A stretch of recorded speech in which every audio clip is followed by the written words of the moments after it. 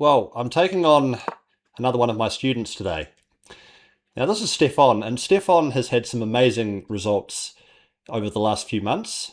He's actually gone from 1100 to well over 1400 in the space of us working together in 3 months, which is pretty remarkable. I know that he's very proud of the numbers that he's achieved. And he's already surprised me on move one. He's playing a Sicilian here.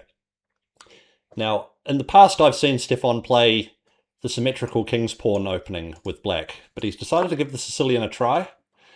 And, well, obviously he's up for a challenge, which I love to see.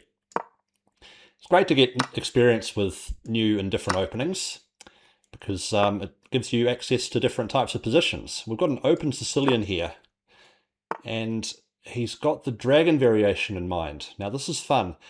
This is fun because for my recent over-the-board classical tournament, I actually did quite a lot of work preparing for the dragon variation. So we're going to see my prep in action here. Now, one of the things about the dragon variation is that it is quite theoretical.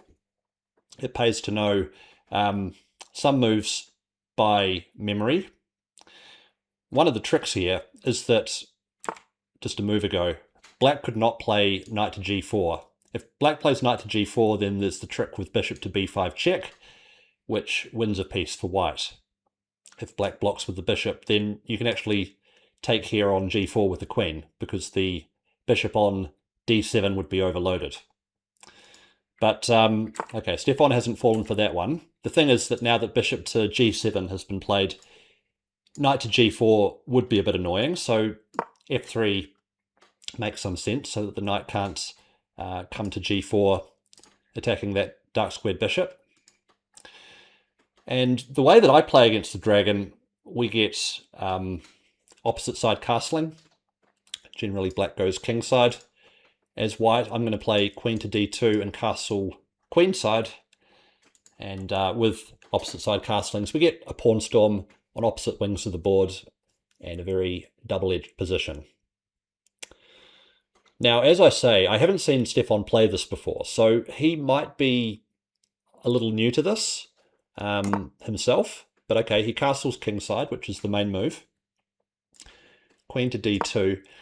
And what will normally come from black here is knight to c6. That's the main move.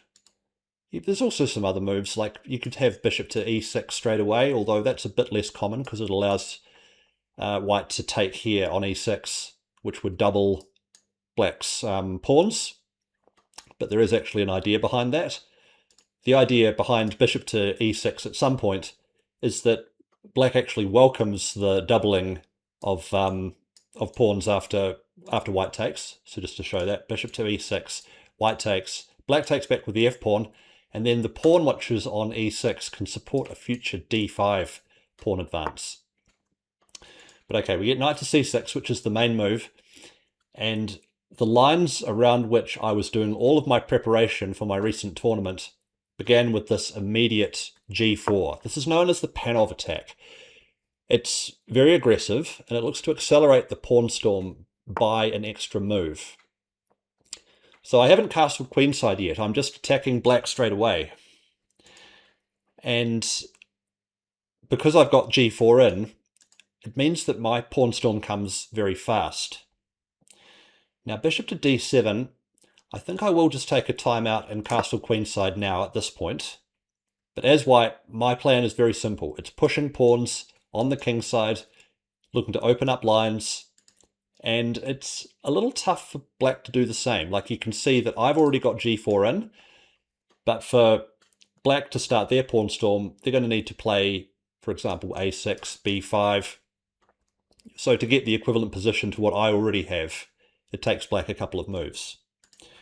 One of black's best ways to play in the dragon actually is to go for an endgame. Try and trade everything and try and argue that black has got a better pawn structure. Like, it is true actually in this pawn structure, black is going to have some chances in an endgame. This is very solid and has a central majority. You see that? So because of the trade right at the start, black has traded their c pawn for my d pawn. So now black's got 2 pawns in the center and I've got just 1. But rook to c8, all right, that's a normal developing move, which just allows me to go ahead with h4.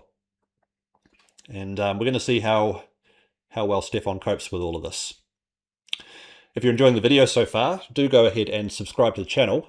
I do all kinds of content around chess, including games where I play live, like this one, but also tips on how to improve, reviews of master games, and plenty more. Now, he's actually playing a lot of the correct ideas here, so kudos to him. I mean, knight to e5 is certainly an idea for black. It's a good square for that knight. It might be coming to c4 potentially. There is the possibility of a capture here on f3 sometimes, but just for the moment I think the knight does a decent job of guarding that square. Although, having said that, I might be tempted to overprotect it, because there can be some cases where this sacrifice can be quite strong, winning 2 pawns. So I'm just going to play it like this. I don't think I need to be in a great rush here, even though it is a opposite side castling position and tempo tends to matter. I think I'm so far ahead in terms of the kingside attack. I can take 1 move just to make sure that everything is well protected. Black can also play knight to c4, but then I'll just take. It's important to keep this bishop here on this diagonal somewhere so that knight to c4 can be answered by a capture, because if the bishop went the other way, like if the bishop went out here, for example, then knight to c4 would fork the queen and dark squared bishop. And a good rule to be aware of when you're playing against the dragon variation is that you want to retain this dark squared bishop unless you can trade it for black's dark squared bishop. Actually, this is something that you will often do in many cases. There'll be some kind of bishop to h6 at some point to trade off black's dragon bishop. The reason for this is that this is not only a strong attacking piece on this long diagonal, but it's also an important defensive piece. Like, black's position becomes weaker if I can get this trade in. So my dream scenario here as white is to play h5, capture on g6, after which the h file is open. I play bishop to h6, there'll be a trade here, and if you're following me, you'll have an open h file, the queen is on h6, the rook's still on h1, and good attacking chances, right? The only thing that I'd really need to do at that point would be to get rid of this knight. Okay, queen to a5. That's obviously an aggressive move. And one thing that I can always consider here is knight to b3, kicking that queen away. So we just want to get it away from that aggressive square. This is one reason that black often trades off this knight. There can be this capture here so that the queen can come in and this knight can't push it away. But because this knight on d4 has survived, I'm able to play knight to b3 here. And then the queen has just got to go back, probably to c7, I would imagine. So yeah, knight to b3 is going to force the queen to go backwards. It can't stay on the a file anywhere because all those squares are covered. I'm picturing maybe queen to c7 is going to come next. And yeah, there's going to be some pressure on the c file, but as long as this knight is here, or as long as this queen is also here guarding c2, then I should be fine. Once the queen moves, my next move is probably going to be h5, looking to open up.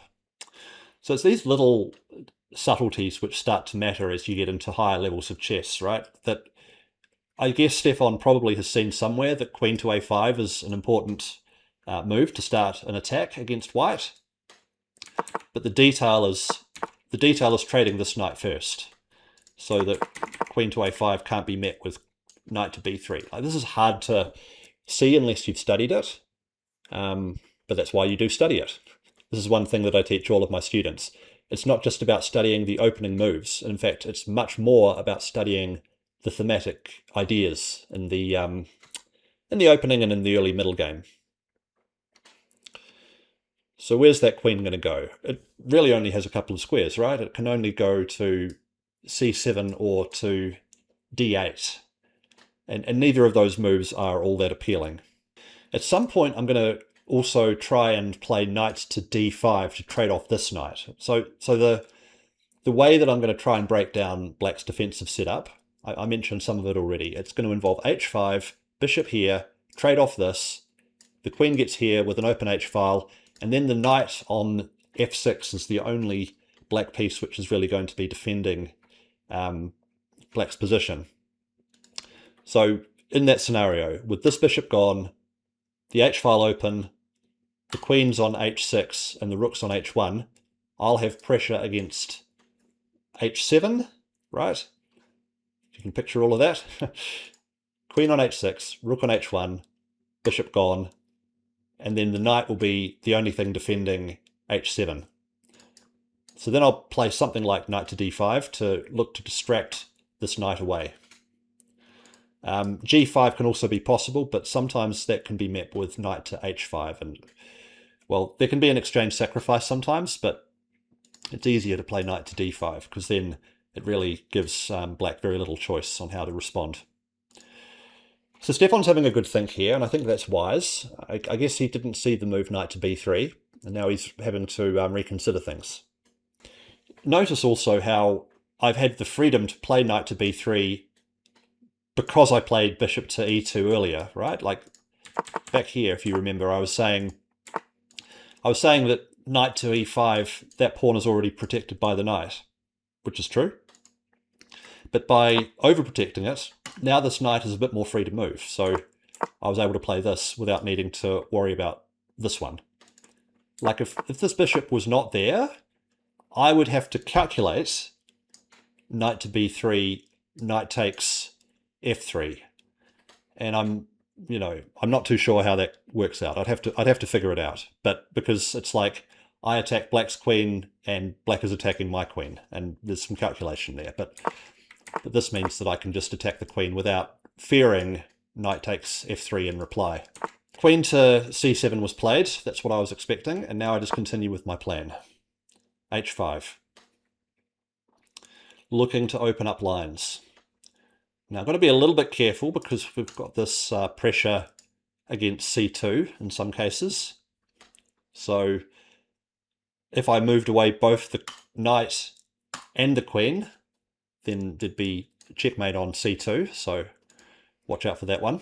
But I think just at the moment I'm fine. Like I'm going to be playing bishop to h6, trade off this one, open up the h-file, bring the queen here, play knight to d5, and that's the way I'm planning to play. So the question is, what does Stefan have to counter that? We're going to find out, I guess.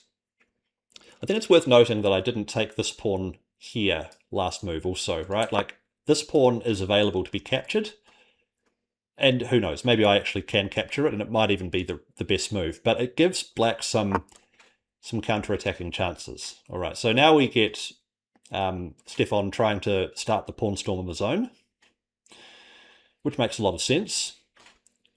I could look to hold it up with a4 here. That's possible. Or do I just allow a4? So yeah, this is probably a moment of the game where it would make some sense to slow down a little bit and calculate things. So let's say I take here. He could play a4 straight away, arguing that if I captured here as the intermezzo, that he might just step aside with the king, which is actually quite reasonable.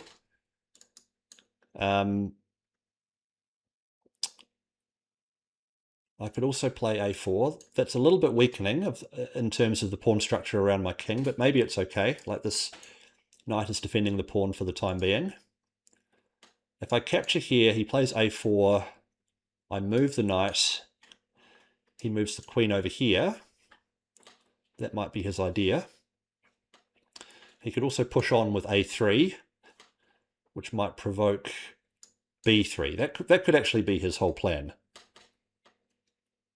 Because if I have to play b3, then this knight is lost its important anchoring pawn. Quite like a4, actually, just to slow down black's attack. Because now, if he wants to keep opening things up, he'd have to play b5 somehow, but that's not that easy to do, given how much coverage I'll have over the b5 square. So let's go for this. I think this looks correct. Yeah, this is quite a frustrating move for Stefan to have to deal with. The bishop is not able to take here because the knight guards, and for the time being the queen guards on c2. But this is the kind of tactic which I need to be a little bit careful of, right? Like there could be, in some situations, if the queen moves away, there could be a bishop capture here, and I can't take back, because then c2 would fall. But as long as the queen's here, it's okay. Now, as I mentioned at the start of the video, Stefan has improved a lot since we started working together. I mean, 300 points of rating improvement in just 3 months is pretty amazing, and I'm very proud of the results that he's been able to achieve. And if you're interested in improving your chess as well and getting the same kinds of results that Stefan has been able to get, then I do work with a small number of clients one-on-one to improve their results in chess. If you have interest in that, then click the link in the description below.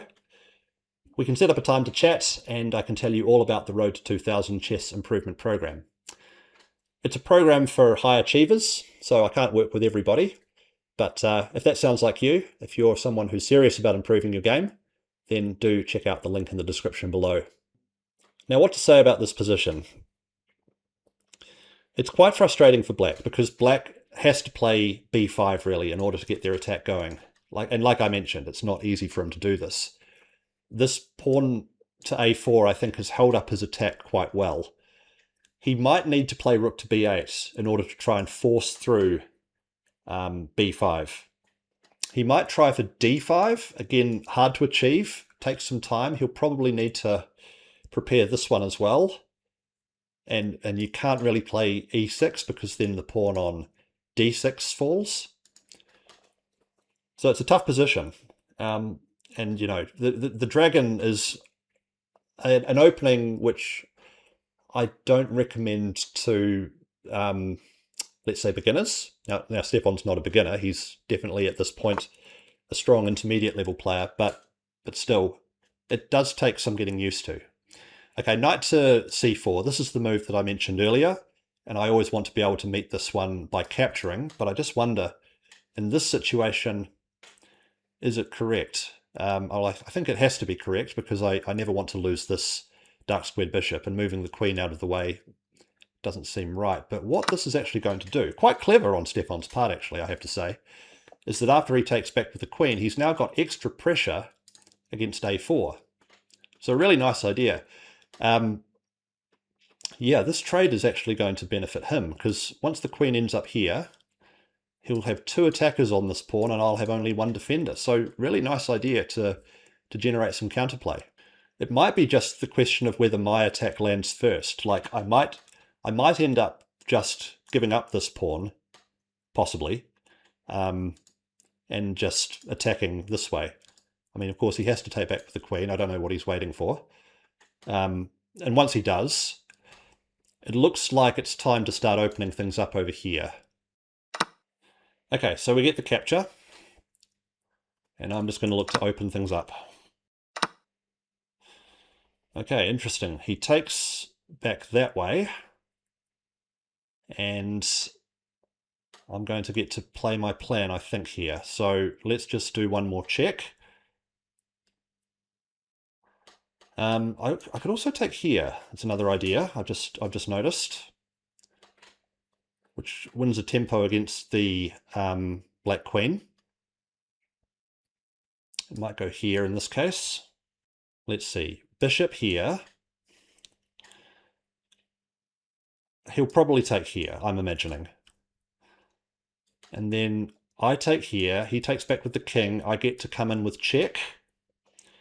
He'll likely go back here, and then I would have knight to d5, but he'd have this pressure on c2 that I was mentioning earlier.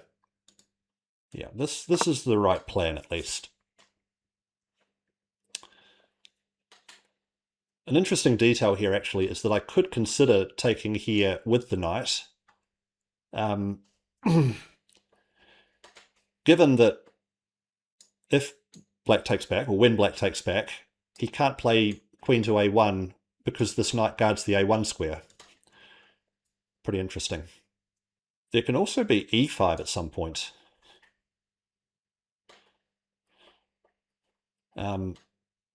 Potentially. If he takes, that could be hanging in some lines, like after g5, for example. So let's see what he comes up with. I think he'll probably look to go with the critical line here, taking on a4 and trying to create problems this way for me. The question really is just whose attack lands first. And this is the type of position that you get in the dragon. And one problem that Stefan's got here is that he's getting a little low on the clock. So he can find himself having to make an important decision which requires a lot of calculation with not much time to do so. Okay, he takes with the bishop, so I take back, of course. Now, I guess his idea is that he's going to take here, and I obviously can't take back with the knight, which is true. So, okay, he's looking to defend this way. Interesting. And probably correct, actually. Just adding an extra defender. So now it might be correct to switch plans a little bit and just win this pawn. What do we think? Because that wins a tempo against the queen. I did mention this idea also of playing g5 and maybe looking to open up here. There's also a tricky little move here of rook to d4. This might actually be quite strong. Just getting the queen to evacuate from its strong post.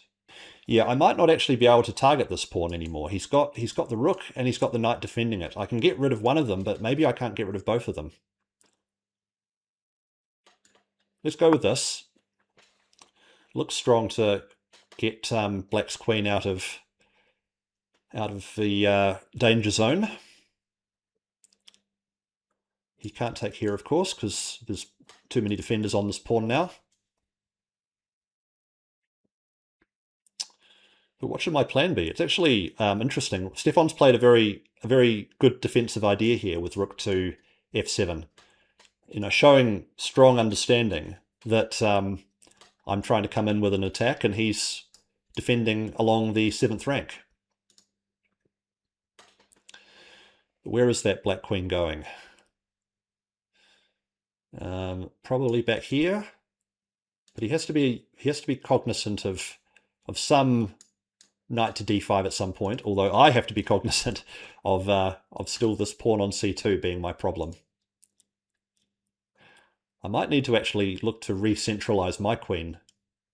Like, if this pawn is such a problem, maybe I need to defend it with the rook, bring the queen over here. I still think that I can perhaps look to target this one. But I just have to be careful of this bishop takes a4 tactic. So maybe once his queen moves somewhere, rook to h2 might be the next move.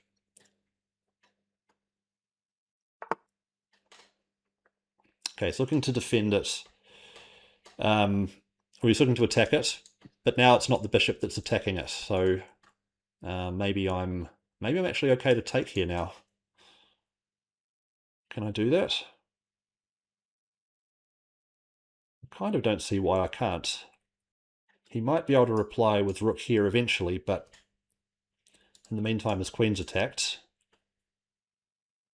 And maybe I can even put the rook on c4, looking for some trades.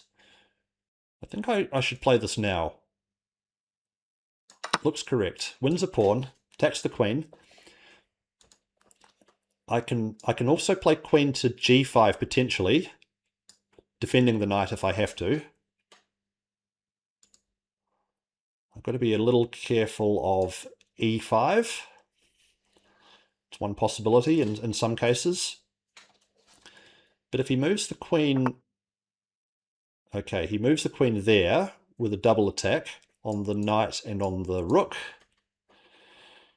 But my response to that was going to be knight to b3, which gets the knight out of danger while also defending the rook. So I've won a pawn here, and my plan now might shift to just playing with the extra material. So always ask yourself, how could you lose the position? I think this is a good question to ask in general. Like, anytime you feel like you've gained an advantage, it's worth thinking, well, all right, I might have an advantage right now, but still, if I were my opponent, how would I look to create complications? And clearly, black's chances now rest with a kingside attack. Now, one idea could be rook here so that I can look to trade the queens. This pawn here also could be a weakness in some cases. I think rook here, with some ideas of coming in here potentially. I do have to be a little bit worried about the queen invasion. So maybe rook here could be a bit safer. Right, like if I play rook here, then there could be queen f2, and I'm not so sure about that. Like, that might cause me some problems actually. So let's just preempt that by playing rook to d2.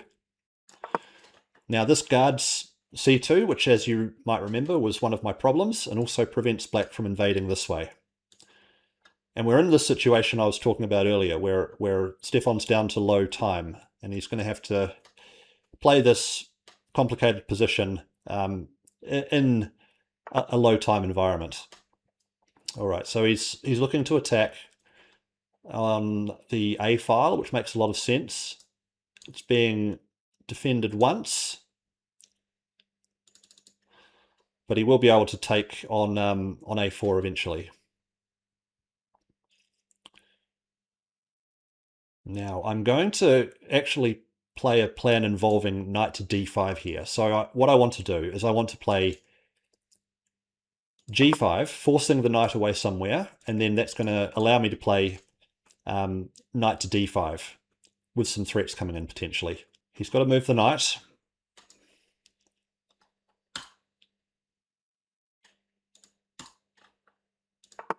Okay, he looks to block the H file, and here it's always worth considering the exchange sacrifice in a position like this one. Does it work here though? Let's see. So yeah, the one of the moves which white should always be thinking about is rook takes h5. Because that's going to break open the defensive structure.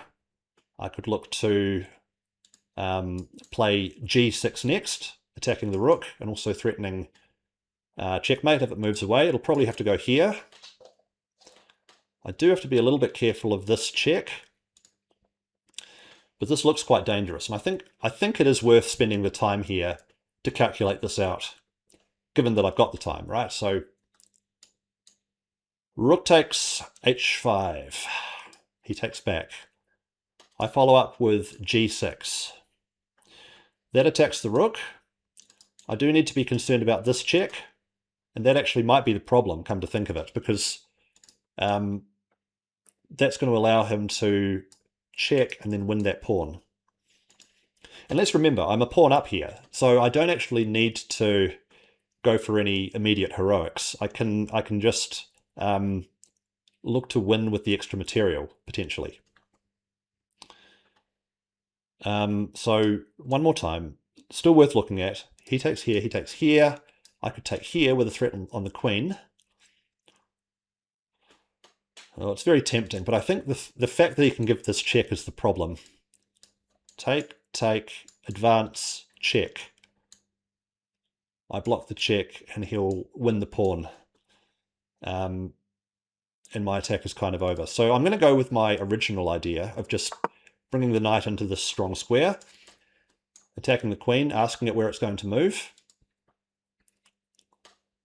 If it leaves that diagonal, like if it leaves this diagonal, then I think the sacrifice might be on again. But unfortunately, Stefan just loses on time, which is a shame, because I would have actually liked to have seen how that game would have continued, how it would have played out. But nice game, Stefan. I think already playing well above the 1400 level. Played a couple of moves, actually, which I didn't really see coming. Yeah, this idea of bringing the queen in here with extra pressure on a4 was really nice. He found a trade which benefited him. I think in the end he just didn't leave himself with enough time to play the critical position. But really nice game. And one more time, if you'd like to play the kind of chess which we saw Stefan play in this game, I mean, really taking it up to a player 700 points higher rated than himself, then get in touch. Click the link in the description below, and we can talk all about the Road to 2000 Chess Improvement Program.